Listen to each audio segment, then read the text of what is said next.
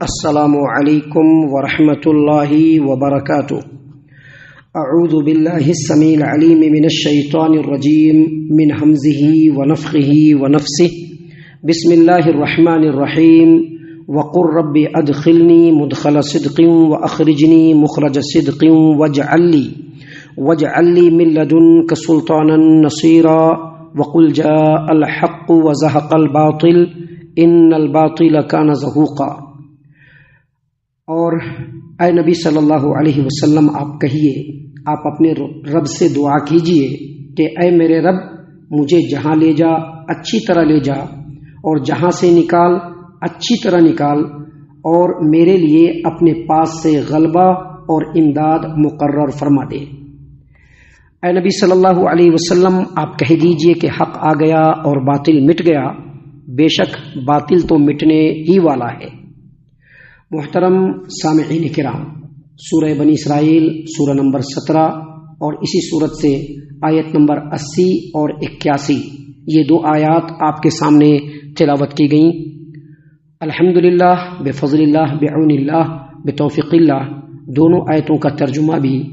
آپ تمام کی خدمت میں پیش کیا گیا۔ محترم سامعین کرام، اللہ تبارک و تعالیٰ نے اپنے پیارے رسول صلی اللہ علیہ وسلم کو مخاطب کرتے ہوئے فرمایا،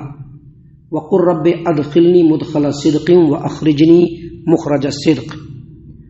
اور اے نبی صلی اللہ علیہ وسلم آپ کہیے، آپ دعا کیجئے کہ اے میرے رب مجھے جہاں لے جا اچھی طرح لے جا، اور جہاں سے نکال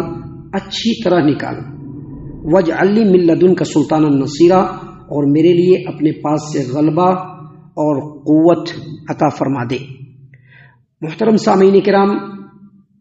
یہ جو آیت کریمہ ہے، اس میں جو اللہ تبارک و تعالیٰ نے پیارے رسول صلی اللہ علیہ وسلم کو مخاطب کر کے دعا کرنے کے لیے فرمایا کہ دعا کیجئے کہ جہاں لے جا اچھی طرح لے جا، اور جہاں سے نکال اچھی طرح سے نکال، اس کے بارے میں کئی تفسیریں ہیں۔ بعض اہل علم نے کہا ہے کہ یہ آیت کریمہ ہجرت کے موقع پر نازل ہوئی، اور یہ دعا اللہ تبارک و تعالیٰ نے پیارے رسول صلی اللہ علیہ وسلم کو ہجرت کے موقع پر، جب کہ آپ کو مدینہ میں داخل ہونا تھا، مکہ سے نکلنا تھا، اس وقت اللہ نے یہ دعا سکھلائی، جیسا کہ امام ترمذی نے اپنی جامع ترمذی ابواب تفسیر القرآن باب ومن سورۃ بنی اسرائیل حدیث نمبر 3139، عبداللہ ابن عباس رضی اللہ عنہما سے روایت ہے کہ نبی کریم صلی اللہ علیہ وسلم مکہ میں تھے، پھر آپ کو ہجرت کرنے کا حکم دیا گیا، اور اللہ تعالیٰ نے آیت کریمہ نازل فرمائی، وقل رب ادخلنی مدخل صدق واخرجنی مخرج صدق واجعل لی من لدنک سلطانا نصیرا۔ اور اے نبی صلی اللہ علیہ وسلم آپ کہیے کہ اے میرے رب مجھے مدینہ میں اچھی طرح داخل فرما، اور مکہ سے اچھی طرح نکال، اور اپنے پاس سے زور و قوت کو میرا مددگار بنا۔ حافظ ابو جعفر ابن جریر طبری رحمۃ اللہ علیہ نے تفسیر الطبری میں اس آیت کریمہ کی تفسیر کے بارے میں لکھا ہے کہ امام حسن بصری رحمۃ اللہ علیہ نے اس آیت کریمہ کی تفسیر میں فرمایا کہ کفار مکہ نے جب رسول اللہ صلی اللہ علیہ وسلم کے خلاف سازش کی تاکہ آپ کو جان سے مار دیں یا وطن سے نکال دیں یا قید کر دیں، تو اللہ تعالیٰ نے مکہ والوں کے ساتھ قتال فرمانے کا ارادہ کر لیا، اور آپ صلی اللہ علیہ وسلم کو حکم دیا کہ آپ مدینہ کی طرف ہجرت کر جائیں، آپ مدینہ کی طرف ہجرت کر جائیں۔ اور اس کے بعد اللہ تبارک و تعالیٰ نے اسی سلسلے میں فرمایا کہ وقل رب ادخلنی مدخل صدق واخرجنی مخرج صدق۔ اور اے نبی صلی اللہ علیہ وسلم آپ دعا کیجئے کہ اے میرے رب مجھے مدینہ میں اچھی طرح داخل فرما، اور مکہ سے اچھی طرح نکال۔ امام قتادہ رحمۃ اللہ علیہ فرماتے ہیں، یہ آیت کریمہ اس میں جو اچھی طرح داخل کرنا ہے اس سے مراد مدینہ میں داخل کرنا، اور اچھی طرح نکالنے سے مراد مکہ سے نکلنا۔ تو اس سے پتہ چلا کہ بعض اہل علم نے کہا ہے کہ یہ جو آیت کریمہ ہے وہ ہجرت کے موقع پر نازل ہوئی، جبکہ کچھ اہل علم کہتے ہیں کہ اس کا مطلب یہ ہے کہ اللہ تعالیٰ نے نبی کریم صلی اللہ علیہ وسلم کو سکھلایا تاکہ امت کے لوگ بھی سیکھ لیں کہ اللہ مجھے سچائی کے ساتھ موت دینا، اور سچائی کے ساتھ قیامت والے دن مجھے اٹھانا۔ اور بعض اہل علم کہتے ہیں کہ اس کا مطلب یہ ہے کہ اللہ تعالیٰ نے پیارے رسول صلی اللہ علیہ وسلم کو سکھلایا کہ اللہ مجھے قبر میں سچا داخل کرنا، اور قیامت کے دن جب قبر سے اٹھائے تو سچائی کے ساتھ قبر سے نکالنا۔ امام شوکانی رحمۃ اللہ علیہ اپنی کتاب فتح القدیر جو تفسیر ہے قرآن کریم کی، اس میں فرمایا کہ چونکہ یہ سارے معنی بالکل وضاحت کے ساتھ ہیں اور یہ آیت کریمہ میں جو دعا ہے وہ بالکل عام ہے، لہٰذا یہ سب باتیں اس میں آ جاتی ہیں۔ تو بہرحال اللہ تبارک و تعالیٰ نے اپنے پیارے رسول صلی اللہ علیہ وسلم کو مخاطب کرتے ہوئے دعا سکھلائی کہ آپ اللہ سے دعا کیجئے کہ تو مجھے اللہ جہاں لے جا سچائی کے ساتھ اچھائی کے ساتھ لے جا، اور جہاں سے نکال سچائی اور اچھائی کے ساتھ نکال۔ وَاجْعَلْ لِي مِن لَّدُنْكَ سُلْطَانًا نَصِيرًا، اور اپنے پاس سے مجھے زور و قوت کو میرا مددگار بنا۔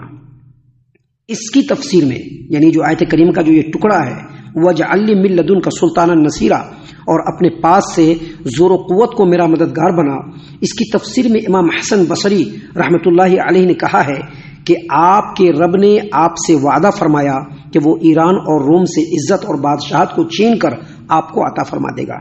امام قتادہ رحمۃ اللہ علیہ اس کے بارے میں اس کی تفسیر میں فرماتے ہیں کہ نبی کریم صلی اللہ علیہ وسلم کو معلوم تھا کہ آپ کو زور و قوت کے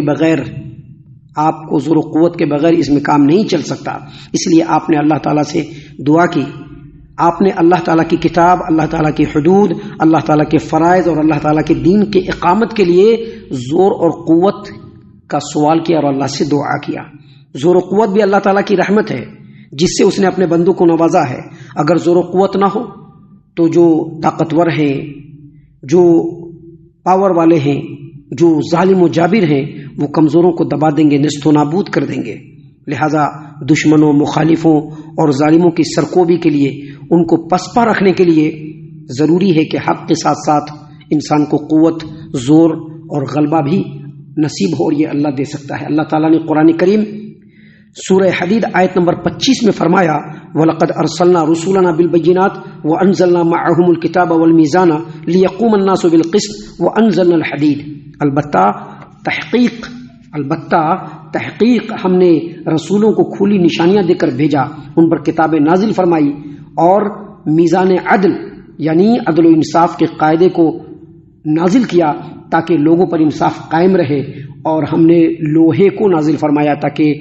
حق کو زور و قوت ملے۔ محترم سامعین کرام، آپ دیکھیں گے کہ اسلام کو پھیلانے میں کس قدر قربانیاں دینی پڑی، کس قدر اللہ اور اس کے رسول کو اپنے زور اور قوت کو، کس قدر اللہ کے رسول صلی اللہ علیہ وسلم کو، ان کے صحابہ کرام رضی اللہ عنہم کو زور و قوت صرف کرنا پڑا۔ اس لیے اللہ نے جتنے بھی رسول کو بھیجا اس پر کتاب بھی نازل فرمایا، کھلی نشانیاں بھی دے کر کے بھیجا، اور عدل و انصاف کے ترازو کو بھی قائم کیا، اور ان کے اوپر لوہا کو بھی نازل کیا تاکہ زور و قوت حاصل ہو۔ اس کے بعد اللہ تبارک و تعالیٰ نے پیارے رسول صلی اللہ علیہ وسلم کو مخاطب کرتے ہوئے فرمایا کہ وَقُلْ جَاءَ الْحَقُّ وَزَهَقَ الْبَاطِلُ، اے نبی صلی اللہ علیہ وسلم آپ کہہ دیجئے کہ حق آ گیا اور باطل نیست و نابود ہو گیا۔ یہ سب مکے میں نازل ہو رہی ہے، مشرکین مکہ کے سامنے یہ ساری باتیں کہی جا رہی ہیں، کفار قریش کے سامنے یہ سب باتیں ہو رہی ہے۔ اللہ تعالیٰ نے جب فرمایا کہ وَقُلْ جَاءَ الْحَقُّ وَزَهَقَ الْبَاطِلُ، آپ کہہ دیجئے کہ حق آ گیا اور باطل چلا گیا۔ إِنَّ الْبَاطِلَ كَانَ زَهُوقًا، اور بے شک باطل نیست و نابود ہونے والا اور مٹ جانے والا ہے۔ یہ اصل میں کفار قریش کے لیے تحدید اور وعید ہے کہ اللہ تبارک و تعالیٰ کی طرف سے حق آ گیا ہے نبی کے ساتھ صلی اللہ علیہ وسلم۔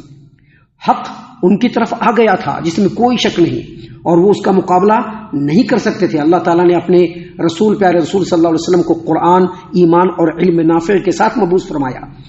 اس حق کے آ جانے کے بعد باطل نابود ہو گیا، کیونکہ باطل کبھی بھی حق کے سامنے ٹھہر نہیں سکتا۔ اللہ تعالیٰ نے قرآن کریم سورۃ الانبیاء آیت نمبر 18 میں فرمایا بل نقذف بالحق علی الباطل فیدمغہ فاذا هو زاہق، بلکہ ہم سچ کو جھوٹ پر دے مارتے ہیں تو وہ جو سچ ہوتا ہے اس جھوٹ کا سر توڑ دیتا ہے اور جھوٹ اس وقت نابود ہو جاتا ہے۔ اللہ تعالیٰ نے قرآن کریم میں اس چیز کو فیصلہ فرما دیا ہے، اس چیز کا فیصلہ فرما دیا ہے کہ حق اور سچ ہمیشہ غالب ہوگا، جھوٹ اور باطل ہمیشہ نیست و نابود ہوگا۔ امام بخاری رحمۃ اللہ علیہ نے اپنی صحیح البخاری کتاب التفسیر باب قولہ تعالی وقل جاء الحق وزهق الباطل حدیث نمبر 4720 پہ عبداللہ بن مسعود رضی اللہ عنہ کی روایت کو بیان کیا کہ نبی کریم صلی اللہ علیہ وسلم جب مکہ میں داخل ہوئے تو کعبہ کے ارد گرد 360 بت رکھے ہوئے تھے۔ آپ اس لکڑی سے، جو لکڑی آپ کے دست مبارک میں تھی، اس سے تمام بتوں کو گراتے جا رہے تھے اور فرما رہے تھے جاء الحق وزهق الباطل ان الباطل کان زہوقا، حق آ گیا،